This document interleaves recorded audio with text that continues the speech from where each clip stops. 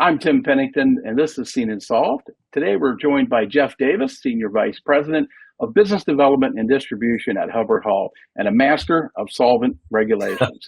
A lot of them going on these days, and he's here to break down what every manufacturer needs to know about navigating the ever-changing world of solvent guidelines. You're listening to the Seen and Solved podcast, brought to you by Hubbard-Hall. Better results, less chemistry. Well, nice to be on, Tim, and Happy New Year. I think it's obviously it's almost like Groundhog Day. Every year we've got new issues and rejoining the whole issues related to solvent and limitations and what the future holds and what the alternatives are. I think we tend to see some fast and furious whenever there's an administration change, and EPA is going to have a wholesale change of all the personnel. So I think this is probably fairly timely to discuss it now. Most people are going to want to know what time frame they're up against. So what time frame is there that you know of that have been set for manufacturers to comply with some of the latest ones of the EPA regulations regarding solvent? And what should companies prioritize? There's a lot of them out there that are being talked about, but give us some timelines. Well, okay, so if you look at the workhorses of vapor degreasing primarily for metal cleaning, the chlorinated solvents that have always been the workhorses for the last 50 years, including methylene chloride and perchloroethylene and trichloroethylene, and a little bit on the N-propyl bromide, which are all considered halogens. If you look at the periodic table, they all fall in the halogens to include fluorine, chlorine, and bromine. Mm-hmm. So what we have seen is really interesting is that EPA was always involved with environmental protection, meaning air, water, and exposure to the outside world. OSHA was always concerned with occupational safety and health, being employees. Right. I mean, making sure that they're safe and they're not being exposed to unhealthy levels of any chemical. So what we saw in the last couple of years was the EPA putting out regulations related to unreasonable risk to human health. So not necessarily the environment, but to human exposure and human health is what they were taking the regulatory stance.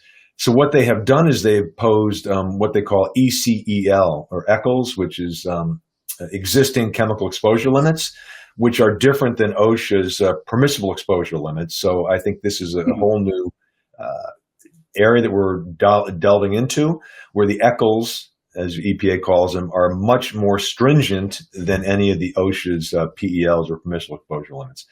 So what we see now is last May, EPA came out and had a final ruling on methylene chloride for vapor degreasing. And they said it will be prohibited for use. And I think the date right now is by April 2026 for most industrial applications. And that extends out probably for, I think, till 2029 for any Department of Defense or NASA or military applications. So that was kind of the first blush. But methylene chloride is not really as popular as trichloroethylene for vapor degreasing because it's a much lower boiling solvent. So even though it's extremely aggressive for paint stripping and removing different types of contaminants, trichloroethylene has always been the workhorse because it's an extremely stable compound. It is a higher boiling chemistry, so it's very, very effective in cleaning and removing contaminants off of many, many substrates in vapor degreasing. And it's infinitely, most of these chlorinated solvents are almost infinitely recoverable. They're constantly boiling and cleaning themselves. But I think what has happened is the technology of the equipment and open top or closed vapor degreasers over the years were not very efficient, and a lot of exposure would be caused. And as those machines get older and not maintained, you'd have more exposure. So that's kind of the working definition of the situation. Now, in December, EPA came out with final rules on trichloroethylene and perchloroethylene for exposure. So there's extensions on perchloroethylene because perchloroethylene is typically used a lot in dry cleaning. So it really impacts the consumer probably more than trichlor. I mean, yeah, than trichlor does on a day-to-day basis. So let's focus on trichlor because that's where we see most of the impact right now. Is trichloroethylene in December was a final ruling saying there'll be prohibited manufacturing, use, distribution of trichloroethylene 1 year after the final date, and the final date was announced for January 16th of 2025 is the date of the final rule. So 12 months, January 16th of 2026 will be the prohibition of the use of trichloroethylene. I just want to interject something. It's something that what you're talking about here is, since this came from the EPA and not OSHA, I think a lot of companies may be missing this because they've got HR handles OSHA, right? And these worker safeties. And this like you said, this kind of got slipped in through EPA, which normally doesn't get into that realm. And I know I've been talking to a couple finishers over the past couple of months, and they're a little almost oblivious to it. They're like, well, what are you talking about? Because it's I wonder how they're getting out this information, because normally OSHA goes right to HR and they know about it, but I don't think EPA is going to be. That's an excellent point, Tim. I really didn't think of that. That EPA is typically always dealing with people that were removing hazardous waste, and exposure to hazardous waste, and all the way back to who's generating the waste, who's shipping the waste, who's recovering or disposing the waste. So you're right; it was probably going in not necessarily through the back door, but through operations, and more related to people that were trying to handle the sanitation or cleaning of the building.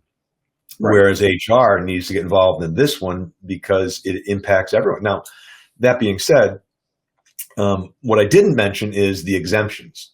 Right. Yeah, because at the very bottom, there always are a few. It'll say you got to go to the very, very bottom where it'll say it doesn't apply to this. But so tell us about some of those that may be. Well, I went through the 59-page document. This is just for trichlor, by the way. Okay, this is just the trichlor. Okay. Mm-hmm. So what EPA has done since 2020 is they had sent this notification out, and they were looking for a public comment. So there were many industry trade associations. I was a member of the EPA's Small Business Council to advise some of this stuff and to encourage users of this product and other products to comment to the EPA, which they put a synopsis basically of a lot of the comments in here and how the impact was, really how it impacts small business, because there are the major aerospace, military, medical device companies that are household names that have many contractors or subcontractors that do a lot of the cleaning and work for them. So this impacts them all the way down the pipe. So what we see is the exemptions, and I'll tell you. So like I said, it's a 1-year prohibition on the use of trichloroethylene, with the exception of the following. Now, there's a few of them, so I'll just make sure, and they're different dates. So there's one for rayon fabric scouring and rocket booster nozzle production. That's 10 years exemption, 10 years. I wonder how that got in there. Wow. Yeah. Lab chemical testing for asphalt, 10 years. Essential aerospace parts, components, and narrow tubing in medical devices. So think about feeding tubes and all those kinds of things they put into your body. The cleaning of that's a 7-year exemption for those. Rocket engine cleaning is 7 years. Anything with the Department of Defense processes and Department of Defense subcontractors is 10 years. Battery manufacturing separators, whether it's lead acid batteries or lithium batteries, that's 20 years. Polymer manufacturing is 15 years, and essential lab chemicals is 50 years. I mean, so there's significant carve outs, and I think what typically at a Hubbard-Hall, we deal primarily with people that are doing metal cleaning, metal finishing, surface preparation, and a lot of our end use applications are Department of Defense subcontractors, military, aerospace, medical devices. A lot of those SIC codes are now the NAICS codes are exempted. But my belief is you're going to have to apply for the exemption. Oh, okay. As long as you get the exemption doesn't mean you can still use your 50-year-old open top vapor degreaser spewing it out. There's what they call Workplace Chemical Protection Plan, the WCPP, that EPA requires you have that limits the amount of exposure to employees in the environment. And it's got testing involved, it's got monitoring, it's got badges, and all of the things to make sure that the workplace remains free of the chemicals. So if you're willing to abide by all of those, you can continue to use it, but you can't just say, it's not. You don't self-exempt your business. So there's probably going to be some costs, probably extra things that they have to do that they're going to ask for. And you're right. I mean, you're not delaying the inevitable, it seems like, forever. It's like I said, maybe 2, 3, 4 years. But so let's talk about, the manufacturers that are using these restricted solvents. What would you say is the first step they should do to move towards, safer alternatives? What would you recommend for that? Well, I think they need to look and see, don't panic, number one. Talk to your vendor of the chemistry that you're currently getting it from, and try not to be distracted by searching online. Like I said, go to the EPA site and read what the details are. Don't just get synopsis from some third-party people that have something to sell or something to limit your options.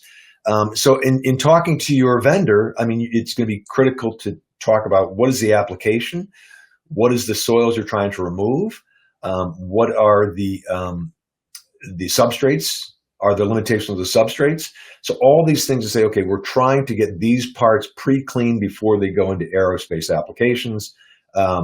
So, will there be waivers and things coming from the EPA? I would imagine there will be. But to that end, I think there's going to be a need to evaluate what are my alternatives? So you're going to look at like I said, the substrates, the soils, if you're using trichloroperc or any other solvents, and what's the equipment you have? Get a full analysis of the equipment, because I've seen some equipment out in the field that is still very usable, and it's very well maintained. And like I said, these solvents have basically been cleaning themselves for years at these facilities. They can still be used. However, the technology of the machines is not keeping that solvent vapor in the machine. So that's really the problem, is the exposure and leakage of any solvent vapor. So that's the first thing I think, is try to evaluate, what exactly are the issues and problems you're trying to solve for. I was going to say, Jeff, it's really something they should be doing on a regular basis, simply because substrates change, the contaminants change. They should always be sort of evaluating, am I doing the right thing for whatever is being presented to me, right? Right. Yeah. Yeah. But it's funny, like you said, I know you guys come in and you guys are, I think pretty much some of the foremost experts on this. Well, what are you all doing to support the businesses and how they evaluate, what it is they're doing, whether it's working for them? How do you all come in and do that from a Hubbard-Hall perspective? Well, the first thing I would say is, because we're taking a lot of calls. I mean, some people are very panicked about it. Oh my God, do you still have any material? Can we still buy it? When's it going to stop being manufactured? So that our information is the solvents will continue to be manufactured, primarily because all of these solvents find uses in making other stuff. I mean, so there's upgrades, different they're making different types of coolants and other upgraded products that never see, the public, if you will, and never see, the open air, but they're just intermediates for another chemical. So that being said, they will continue to be manufactured. There'll probably be less of it. And if there's less of it, then the demand remains somewhat consistent. Prices will probably be fluctuating or go up, I would think.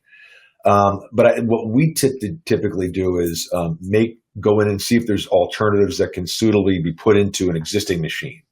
Now, there are alternatives, other solvents potentially, that are less hazardous maybe, or there's kind of designer solvents they're talking about now that are co-solvents with a fluorocarbon and a chlorinated solvent that may have application in some of these facilities. And there's other types of chemistry. There's modified alcohols that may be used, again, in vacuum degreasers, because you want to make sure that you lower the boiling point of the solvent below its flash point. I mean, so the modified alcohols are combustible, so that is an issue.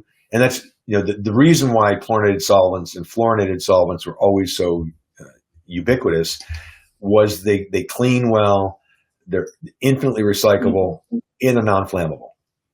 I mean, so those are like, the holy grail, 50 years ago in cleaning, because people didn't want to be boiling acetone and alcohol in an open environment. It's explosive. So yeah, so I think we would, look at that and see if there's alternatives that can be used in existing equipment. And if it can, then there's just modifications to the heating elements and the cooling and the recovery and the distilling of that solvent. And does it work on those parts in the soil that you're trying to remove? Right. If they have to move to an aqueous system, like I said, what are some considerations that people should be, certainly, there might be equipment changes and is this going to work as well as I had before? So what are some thoughts about that of people that are maybe switching to an aqueous? Well, anybody, switching to anything, you're going to have to try to find somebody to test it for you. You test the soils and make sure they're going to be, they're cleanable, if you will. And, any of your vendors or suppliers will be able to provide that service. Before you actually take something in your plant to test, send it out to have it tested to see if it's compatible. Will it work? I mean, that's really at the end of the day, will the aqueous system work? Will a water-based system be able to clean it? And you may need to find ways to reduce the surface tension by adding surfactants. You may need to boil, have a steam application or some type of ultrasonic cavitation to remove the soil. So there's a number of ways, through physical and chemical properties that you can achieve almost as good a cleaning as a solvent cleaning.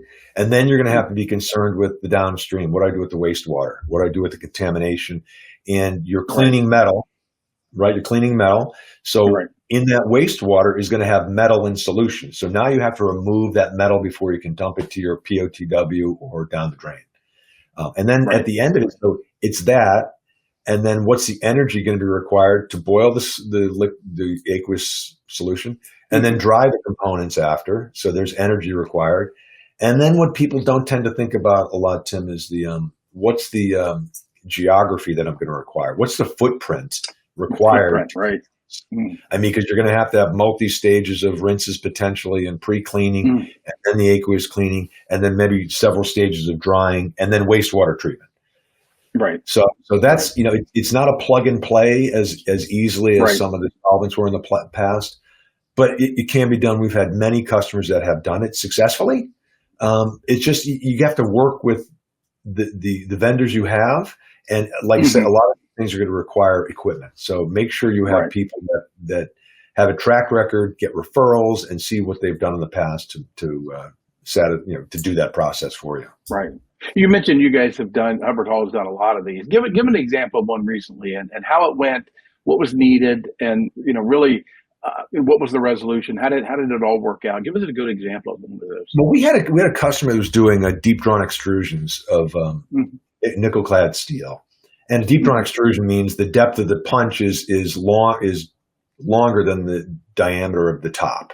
So it's basically think of a battery tube or a lipstick tube or something like that, where it's like tubular. So what happens is, in order to form that metal, there's a lot of contaminants in order to stretch the stress on the metal. So you have a lot of contaminants left behind. It was always perfect for solvent cleaning because you tumble it and the stuff would dissolve off those parts. So we have customers now that have satisfactorily in spiral washers where it's tumbling around, potentially ultrasonics, where they're using an alkaline water-based cleaner that have gotten almost, I think the cleanliness is satisfactory. I mean, it's been approved. It's working. And it's just, they had the capacity for the energy. They had the capacity for the floor space to do it. And at the end of the day, now they don't have to worry about any of the solvent regulations, right? They just have to make sure they have their process optimized, that they're not using too much of the aqueous surfactant, if you will. And it's the parts are coming out clean and dry. So it has worked fairly well for them. But like I say, it's an investment, right? So you're investing in a change. Right. Investing in a change. And like you said, that's going to go on for, hopefully carry them through for decades or more, right? It's going to be something that they're not going to have to maybe worry about a new rule coming down the line, right? I mean, that's what you're going to kind of help them on, is to get them into a space where they don't have to keep worrying about this, or they have to replace it in a couple of years, pretty much. Well, and I think that's everybody wants to know, is this it? Is this the one that's going to take me to the end? Right. And, as long as you and I have been in this business, we've seen these degreasers being used forever. Mm-hmm. And it was always like, this solvent's been replaced by that solvent replaced, and our ability to test contaminants down to part per trillion. I mean, so it just gets, smaller and smaller. And I think at the end of the day, it's for everyone's safety and the environment safety, the employee safety. No one wants to be utilizing something that's going to cause problems or issues or potentially health hazards, whatever. So I think from that perspective, there is no one answer. There's not one size fits all in this whole process. Right. So you need to work with the suppliers of these things to see what is the next thing that's going to work and what's going to take me the longest without having to address further issues down the line. Right. Let's sum it up this way. Manufacturers, they have to balance a lot of things. Are they in compliance? Right. Am I going to meet my customer specs? And then what is this all going to cost, when I'm switching out chemistries and equipment? How should they balance all of that? And because like I said, a lot of them, I'm doing a survey right now currently of a lot of the finishing shops to say, what's your CapEx for next year, And it's risen. I'm seeing a lot more, say 500,000 to almost $1 million for CapEx. But how should they balance all of this to make sure they get the right system that's going to really work, like you said, with compliance, performance with their customers, and also fitting into what their cost parameters are? Well, I think it's it's a tried and true thing. You're taking that holistic approach, right? I think it's the first thing is don't panic. Don't feel as if the stuff is there's no more left. I think if you work with your vendors will help you find what the next solution will be. And like you had said, Tim, the CapEx is a big piece of it, right? Because if you want to do it right, you have to make sure that you're prepared to have a system that can not just clean today, but help you grow and to take on new customers for yourselves, or, in the department that's doing the cleaning and preparation, evaluate what needs to be cleaned. I mean, in the old days, a lot of these plating or finishing shops, they would clean over before like every process when you didn't really need to. I mean, so make sure you're cleaning the final, results and what you need to show your customers. Or if you're a captive shop, I think it doesn't necessarily, if it's greasy, it can sit there before it gets into your finishing shop. You don't have to clean everything right away. So I think, making sure you prioritized what needs to be cleaned. And then, like you had said, if you generate the CapEx, and this is the kind of CapEx though, Tim, which is interesting. What EPA is saying is if you're thinking about CapEx for this process, you can't keep pushing it down the road. If you're not an exempt process, you have something to do now, today. You better, make 2025 the year that you figure out what we're going to do next. Right. Yeah, exactly. And, like I said, wrapping up, people can go to your website, Hubbard-Hall.com, get some more information and reach out to you and your team. I think you all have been going all over assisting some of these shops that really, as they're working in their business, they're not working on their business, which is the things that we're talking about, these regulations and other things. And they do need that professional help. So, anyway, I want to thank you for that, Jeff. And like I said, people can certainly go to your website and get more information. I'm sure you got it there for them. Okay. I appreciate it, Tim. Thank you. Hope it helped. Thanks for listening to Seen and Solved by Hubbard-Hall. For more episodes, visit hubbardhall.com or wherever you get your podcasts. Be sure to like and subscribe, rate and review, and join us on social media. Produced by Awcast.